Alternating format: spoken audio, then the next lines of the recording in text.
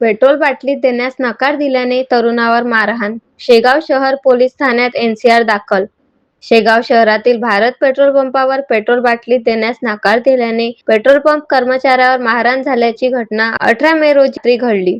या प्रकरणी शेगाव शहर पोलीस ठाण्यात एनसीआर दाखल करण्यात आला असून पुढील तपास सुरू आहे. मिळालेल्या माहितीनुसार विवेक बाबूलाल यादव, वय 26, राहणार रोकडिया नगर, शेगाव, हे मागील 5 वर्षांपासून भारत पेट्रोल पंपावर कार्यरत आहेत. सोमवारी सुमारे 11 वाजण्याच्या सुमारास ते नेहमीप्रमाणे काम करत असताना एका अनोळखी व्यक्तीने पेट्रोल भरण्यासाठी येत 50 रुपयांचे पेट्रोल गाडीत टाका आणि 50 रुपयांचे पेट्रोल बाटलीत द्या अशी मागणी केली. मात्र नियमानुसार बाटलीत पेट्रोल देण्यास नकार दिल्यानंतर दोघांमध्ये शाब्दिक वाद झाला. तक्रारीनुसार संतप्त झालेल्या संबंधित व्यक्तीने शिवीगाळ करत विवेक यादव यांच्या उजव्या गालावर मारहाण केली.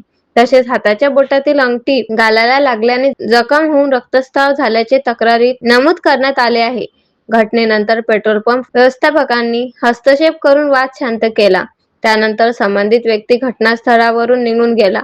या घटनेनंतर विवेक यादव यांनी शेगाव शहर पोलीस ठाण्यात तक्रार दाखल केली असून पोलिसांनी एनसीआर नोंदवून पुढील तपास सुरू केला आहे. युवा क्रांती न्यूज, शेगाव.